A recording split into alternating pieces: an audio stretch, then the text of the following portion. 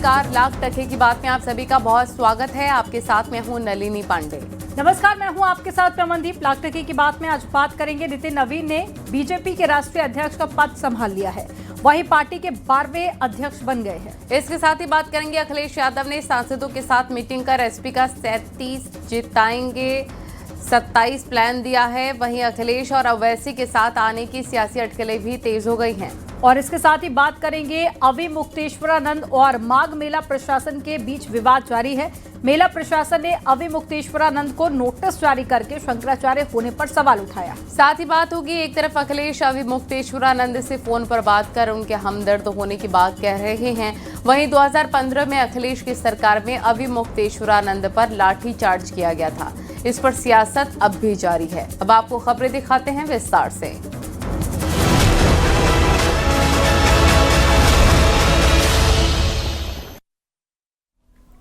और नोएडा में software engineer युवराज की मौत के मामले में बड़ी खबर है। युवराज की कार की फॉरेंसिक जांच होगी।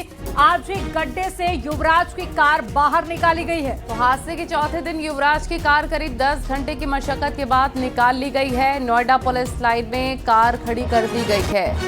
ये बड़ी और अहम जानकारी आपको हम दे रहे हैं। और अब ये अपडेट मिल रहा है इस खबर में कि युवराज की कार का फॉरेंसिक जाँच होगा और आज ही गड्ढे से इस कार को निकाला गया है, जो आप इस तस्वीरों में भी देख सकते हैं। फिलहाल ये कार पुलिस लाइन में ही खड़ी रहेगी।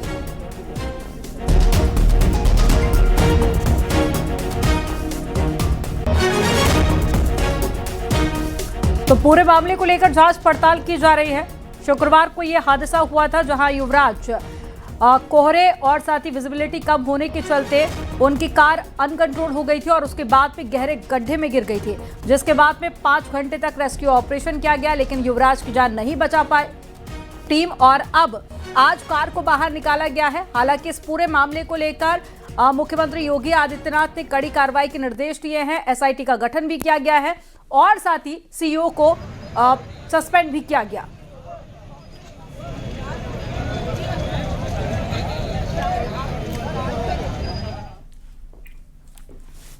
खबरों में आगे बढ़ते हैं। नितिन नवीन ने बीजेपी के राष्ट्रीय अध्यक्ष का पदभार संभाल लिया है। वो पार्टी के 12वें अध्यक्ष बन गए हैं। पीएम मोदी ने अपने संबोधन में नितिन नवीन को पार्टी का बॉस बताया। पीएम मोदी ने कहा कि आज से नितिन नवीन मेरे कार्यों का भी आकलन करेंगे। पद ग्रहण के बाद में नितिन नवीन ने प्रधानमंत्री मोदी समेत सभी नेताओं का आभार जताया है। आपको रिपोर्ट में दिखाते हैं।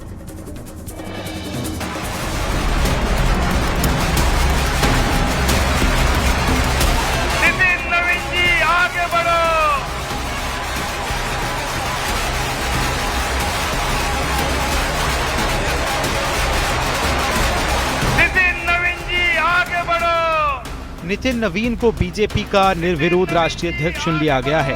दिल्ली में बीजेपी हेडक्वार्टर में अध्यक्ष बनने का औपचारिक ऐलान किया गया। इस मौके पर पीएम नरेंद्र मोदी, केंद्रीय गृह मंत्री अमित शाह, रक्षा मंत्री राजनाथ सिंह, निवर्तमान अध्यक्ष जेपी नड्डा, सीएम योगी समेत पार्टी के कई वरिष्ठ नेता मौजूद रहे। नितिन नवीन के अलावा किसी ने भी अध्यक्ष पद के लिए पर्चा नहीं भरा।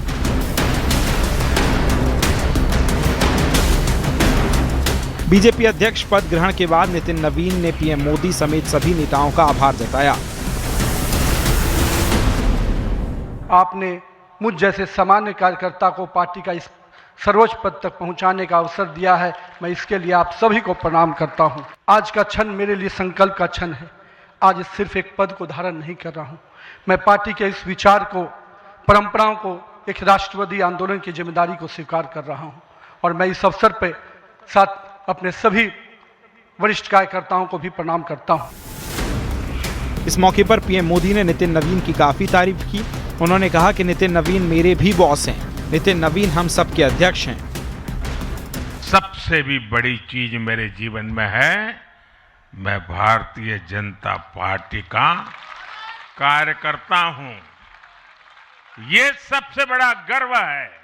और जब बात पार्टी के विषयों को आती है, तब माननीय नितिन नवीन जी, मैं कार्यकर्ता हूं, वे मेरे बॉस हैं। पीएम मोदी ने कहा कि आने वाले 25 साल काफी अहम हैं क्योंकि 2047 तक विकसित भारत बनाने का लक्ष्य है।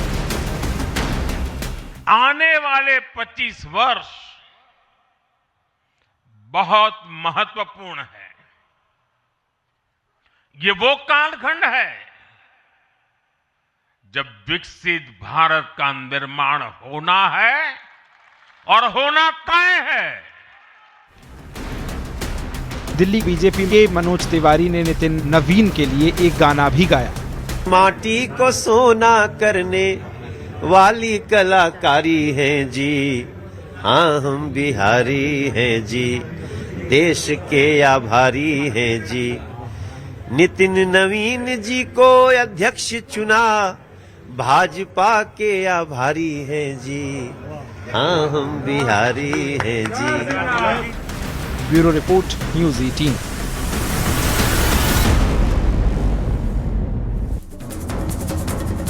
बीजेपी के अध्यक्ष नितिन नवीन ने पदभार संभाल लिया है। इस मौके पर सीएम योगी आदित्यनाथ ने उन्हें बधाई दी। मुख्यमंत्री योगी दिल्ली में मौजूद थे और नितिन नवीन के प्रस्तावक भी थे। सीएम योगी ने सोशल मीडिया पर पोस्ट करके लिखा कि नितिन नवीन को भारतीय जनता पार्टी का माननीय राष्ट्रीय अध्यक्ष चुने जाने पर हार्दिक बधाई। सीएम योगी ने कहा कि उन्हें पूर्ण विश्वास है कि प्रधानमंत्री नरेंद्र मोदी के यशस्वी मार्गदर्शन में अंत्योदय के पथ पर चलते हुए अपनी निष्ठा और समर्पण से संगठन को नई ऊंचाइयां प्रदान करेंगे। सभी कर्मठ कार्यकर्ताओं में राष्ट्र प्रथम के भाव को और सुदृढ़ करेंगे।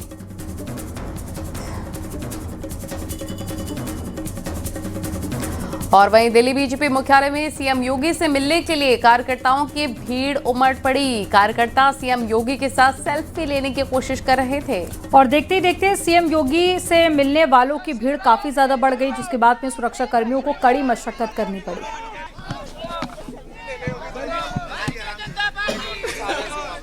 तो तस्वीरें आपको दिखा रहे हैं, कार्यकर्ताओं की भीड़ उमड़ गई और मुख्यमंत्री योगी आदित्यनाथ के साथ में सेल्फी लेने वाले बड़ी संख्या में पहुंचे। हालांकि सुरक्षा कर्मियों ने कड़ी मशक्कत के बाद में सभी को पीछे हटाकर मुख्यमंत्री को आगे जाने का रास्ता दिया।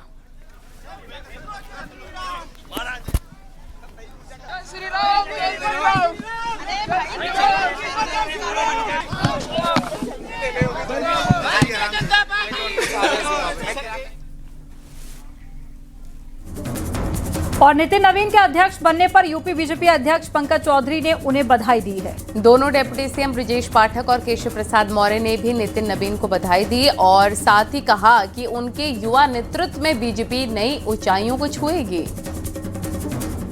नवीन जी के नेतृत्व में जब भारतीय जनता पार्टी की बागडोर आई है तो देश का अधिकांश हिस्सा भाजपा और एनडीए के पास है और जहां कमल नहीं खिला है अब वहां भी कमल खिलाने के लिए युवा पीढ़ी माननीय प्रधानमंत्री जी के मार्गदर्शन में, माननीय नितिन नवीन जी के नेतृत्व में काम करेगी और कमल वहां पर भी खिलेगा। निश्चित तौर से एक बहुत बड़ी जिम्मेदारी हमारे राष्ट्रीय जी के कंधे पे आई है और मुझे पूरा विश्वास है कि नितिन नवीन जी पार्टी को और आगे लेके जाएंगे। बीजेपी में एक नया युग की शुरुआत है, कैसे देखते हैं? देखिए, भारतीय जनता पार्टी के नवनिर्वाचित राष्ट्रीय अध्यक्ष आदरणीय नितिन नवीन जी का बहुत बहुत अभिनंदन करता हूं, बधाइयां देता हूं। नितिन नवीन जी ने जिस ढंग से राष्ट्रीय अध्यक्ष पद को संभालने के बाद युवाओं का आह्वान किया है, कार्यकर्ताओं का आह्वान किया है, बीजेपी का वॉच टावर सबको बूथ तक वॉच करता है और कभी भी काम करते रहिए, बड़ा दायित्व मिल सकता है। मैं आदरणीय नितिन नवीन जी का बहुत बहुत अभिनंदन करता हूं और माननीय प्रधानमंत्री जी का बहुत बहुत आभार प्रकट करता हूं। आगे बढ़ते हैं। अखिलेश यादव ने आज पार्टी ऑफिस में एसपी सांसदों के साथ अहम बैठक की है, जिसमें अखिलेश ने 37 जिताएंगे 27 वाला प्लान दिया। यानी एसपी सांसदों को विधानसभा चुनावों के लिए बड़ी जिम्मेदारी दी गई है। मीटिंग के लिए कई एसपी सांसदों ने कहा कि 2027 में बीजेपी को हराने के विपक्ष पार्टियों का स्वागत भी किया। एआईएमआईएम के साथ आने के सवाल पर कहा कि सभी का स्वागत है, जिससे सवाल उठ रहे हैं कि क्या अखिलेश के साथ में आएंगे ओवैसी। अब आपको इसी से जुड़ी एक रिपोर्ट दिखाते हैं।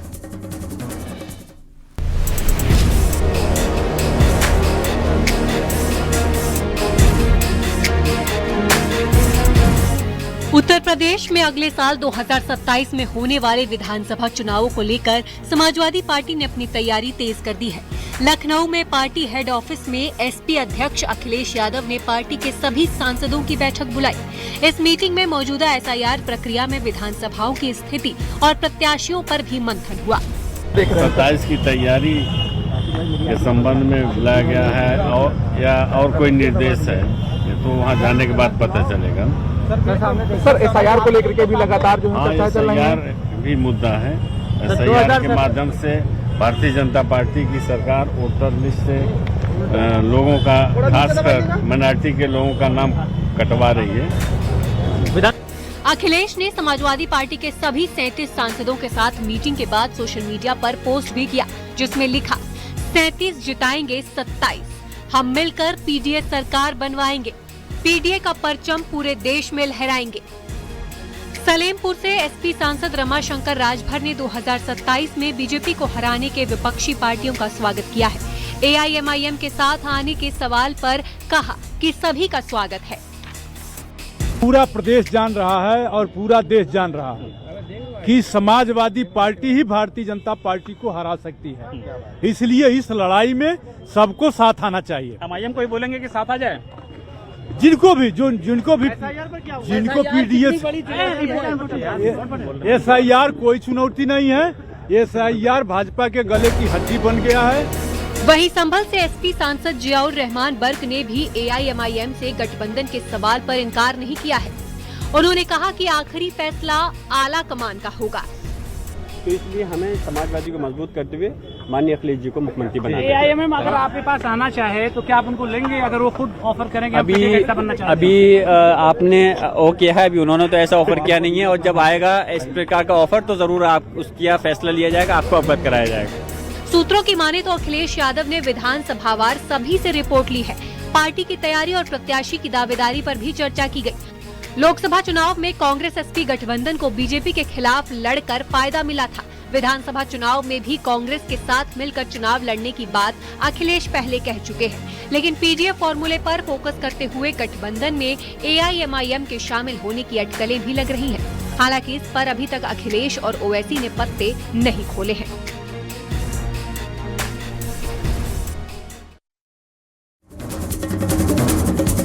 समाजवादी पार्टी के अध्यक्ष अखिलेश यादव ने कुमार विश्वास का एक video social media platform x पर पोस्ट किया, जिसमें उन्होंने कुमार विश्वास पर तंज कसा। अखिलेश यादव ने पोस्ट में लिखा कि एक धुलवा रहा है, दूजा धोए चरण, किंतु दोनों रखे इतिहास का स्मरण। अखिलेश ने पोस्ट में लिखा, पैर तो पहले भी किसी ने किसी के धोए थे, लेकिन जिसने धोए थे उसने तो लाभ उठा लिया, परंतु जिनके पैर धोए गए थे उन्हें कुछ भी नहीं मिला। यहाँ तो ये भी एक अजब विडंबना है कि पैर धोने वाले और जिनके धोए जा रहे हैं दोनों का लक्ष्य एक ही है और दोनों के हिस्से आना कुछ भी नहीं है। इस तरह तो दोनों के हाथ खाली ही रहेंगे।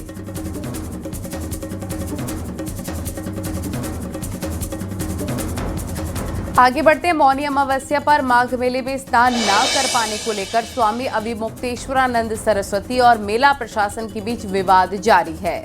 मेला प्रशासन ने अभिमुक्तेश्वरानंद को नोटिस जारी करके शंकराचार्य की पदवी पर सवाल उठाए। अभिमुक्तेश्वरानंद ने पलटवार कर पूछा है कि क्या प्रशासन तय करेगा कि हम शंकराचार्य हैं या फिर नहीं।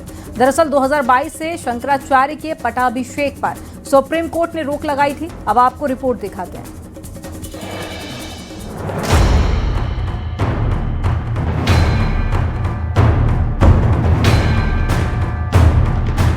प्रयागराज माघ मेले में मौनी अमावस्या के दिन से स्वामी अभिमुक्तेश्वरानंद सरस्वती और मेला प्रशासन के बीच विवाद चला आ रहा है। इस मामले में अब मेला प्रशासन ने अभिमुक्तेश्वरानंद को नोटिस जारी कर जवाब मांगा है। दरअसल ये नोटिस अभिमुक्तेश्वरानंद को उनकी शंकराचार्य की पदवी को लेकर दिया गया है। मेला प्रशासन की दलील है कि सुप्रीम कोर्ट ने 2022 में किसी के भी शंकराचार्य बनने के लिए होने वाले पट्टाभिषेक पर रोक लगाई है। बावजूद इसके अभिमुक्तेश्वरानंद सरस्वती ने खुद को कैसे शंकराचार्य घोषित किया हुआ है। अलॉटमेंट किसी भी तरह का शंकराचार्य के स्टेटस का मतलब कोई नाम लिखते हुए कि शंकराचार्य ज्योतिष पीठम के नाम से कोई अलॉटमेंट नहीं हुआ है।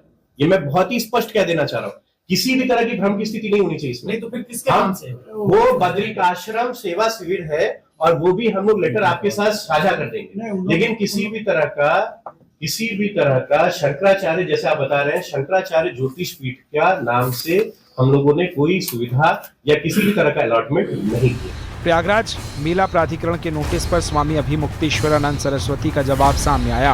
उन्होंने कहा है कि प्रशासन तय नहीं करेगा कि वो शंकराचार्य हैं या नहीं।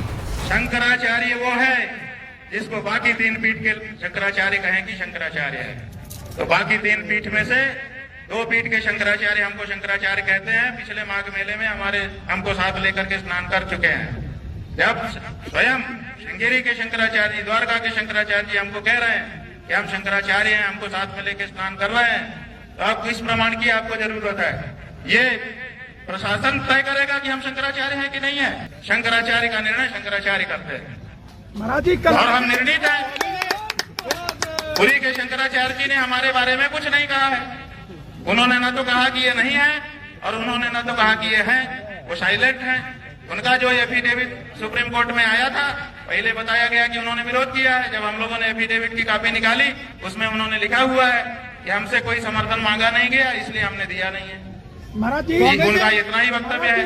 तो 2 शंकराचार्यों का प्रत्यक्ष लिखित व्यवहारिक समर्थन और तीसरे पीठ के शंकराचार्य की मौन स्वीकृति हमारे साथ है। और कौन शंकराचार्य है? शंकराचार्य अभिमुक्तेश्वरानंद सरस्वती की दलील है कि बाकी अन्य 3 पीठों के शंकराचार्य उन्हें मान्यता देते हैं। पिछले माघ मेले में वो दोनों शंकराचार्य के साथ स्नान कर चुके हैं। जगत गुरु शंकराचार्य सरस्वती बनाम स्वामी वासुदेवानंद सरस्वती के बीच का विवाद साल 2020 से सुप्रीम कोर्ट में लंबित है, जिसमें दावा किया गया है कि स्वामी स्वरूपानंद सरस्वती महाराज ने जीते जी अपने उत्तराधिकारी के नाम का ऐलान नहीं किया था। याचिका में मांग की गई है कि ऐसे में शंकराचार्य के लिए किसी भी व्यक्ति के पट्टाभिषेक पर रोक लगाई जाए। 2022 में सुप्रीम कोर्ट ने इस पर रोक लगा दी थी। ज्योतिष पीठ का जो विवाद है वो फिलहाल अभी तक सुलझा नहीं है, क्योंकि वो सुप्रीम कोर्ट की यानी कि सर्वोच्च अदालत में चल रहा है, तो इसलिए भी ये तमाम विसंगतियां हुई हैं। लेकिन शंकराचार्य का ये कहना है कि इस मामले में मेला प्रशासन को यह अधिकार नहीं है कि कौन शंकराचार्य है कौन शंकराचार्य नहीं है, क्योंकि वो यहाँ पर एक संत की तरह, एक शंकराचार्य की तरह आए थे, इसलिए उन्हें यहाँ पर सुविधाएं दी जानी चाहिए थी। और जब तक अन्य 3 शंकराचार्यों के लिए प्रोटोकॉल का निर्धारण नहीं मेला प्रशासन करता है माघ मेले में, तब तक वो इसी तरह से अपने शिविर के बाहर बैठे रहेंगे। सर्वेश दुबे, न्यूज़ 18 प्रयागराज। अभिमुक्तेश्वरानंद से मेला प्रशासन की तरफ से नोटिस जारी कर शंकराचार्य की पदवी पर सवाल उठाने पर अखिलेश यादव ने निशाना साधा।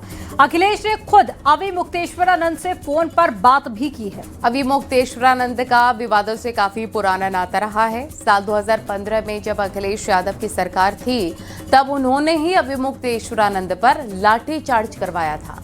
और आज अखिलेश और उनके सांसद हमदर्द होने की बातें कह रहे हैं। दिखाते हैं आपको रिपोर्ट।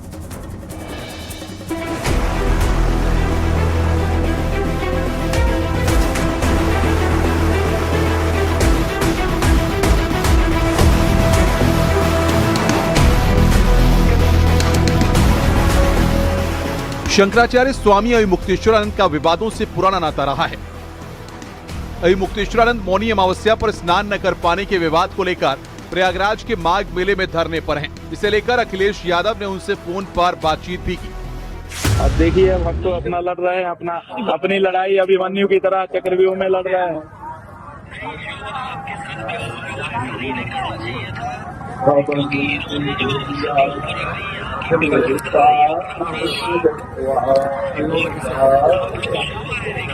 देखिए, जब कोई बच्चा हिंदू घर में पैदा होता है, हिंदू माँ बाप से, जन्मते ही उसका गंगा यमुना में स्नान करने का जन्मसिद्ध अधिकार हो जाता है। उससे उसको वंचित नहीं किया जा सकता। इन्होंने हमको संगम स्नान से वंचित कर दिया। कितना बड़ा संवैधानिक जो है इन्होंने प्रश्न खड़ा किया है कि क्या किसी हिंदू बच्चे को आप स्नान से वंचित कर सकते हो? कर दिया इन्होंने। अखिलेश यादव ही नहीं, उनकी पार्टी के सांसद भी अभिमुक्तेश्वरानंद को लेकर सवाल उठा रहे हैं। तो बीजेपी ऐसा काम, पक्षपातपूर्ण काम कर रही है। शंकराचार्य भी इस सरकार में उत्पीड़ित हैं, उनका भी उत्पीड़न हो रहा है। ये पीठ का अपमान है, अगर ऐसा कहा जा रहा है तो, और उनको अपमानित किया गया है, जो बहुत निंदनीय है। अब आपको दिखाते हैं फ्लैशबैक। ये तस्वीरें हैं 22 सितंबर 2015 की। ये वीडियो साल 2015 में उत्तर प्रदेश के बनारस में हुए लाठीचार्ज का है, जिसमें पुलिस ने ज्योतिष पीठ के तत्कालीन शंकराचार्य स्वामी स्वरूपानंद सरस्वती के शिष्य स्वामी मुक्तेश्वरानंद पर लाठीचार्ज किया था। उस दौरान राज्य में अखिलेश यादव के नेतृत्व वाली समाजवादी पार्टी की सरकार थी।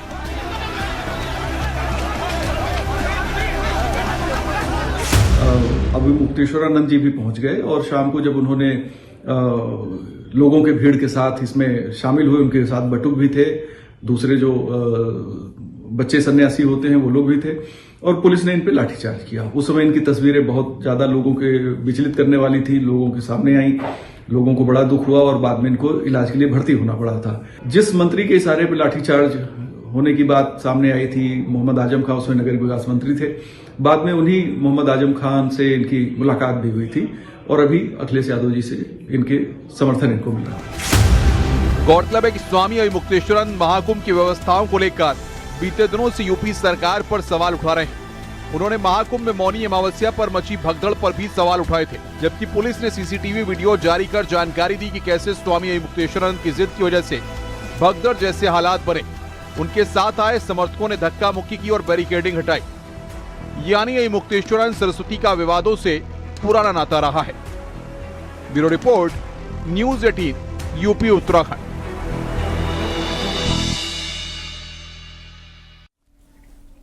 तो अखिलेश यादव ने एक बार फिर से सोशल मीडिया प्लेटफॉर्म पर शंकराचार्य अविमुक्तेश्वरानंद को लेकर पोस्ट किया है। उन्होंने अपने पोस्ट में लिखा, मांगने वाले पहले खुद अपना प्रमाण पत्र दें। अखिलेश ने लिखा कि विभाजनकारी भाजपाई और उनके संगी साथियों की सोच इस हद तक गिर जाएगी, ये किसी ने नहीं सोचा था। भाजपा सत्ता और धन के सिवा किसी की भी सगी नहीं है। अहंकार तो दशमुखी का भी नहीं बचा था, इनका एक मुखी का आखिर क्यों बचेगा। तो माघ मेला में मौनी अमावस्या पर हुए शंकराचार्य विवाद को लेकर सपा नेता शिवपाल यादव ने सरकार पर निशाना साधा। उन्होंने सोशल मीडिया पोस्ट पर लिखा है कि प्रयागराज में शंकराचार्य स्वामी अविमुक्तेश्वरानंद सरस्वती के साथ हुई घटना ने बीजेपी सरकार की असलियत उजागर कर दी है। शिवपाल ने लिखा, जो सत्ता हर मंच पर धर्म और सनातन का ठेका लेती है, वही सत्ता आज संतों की आवाज से डर रही है। पूछना अपराध बना दिया गया है, असहमति कुचली जा रही है। ये राम राज्य नहीं, भय राज्य है।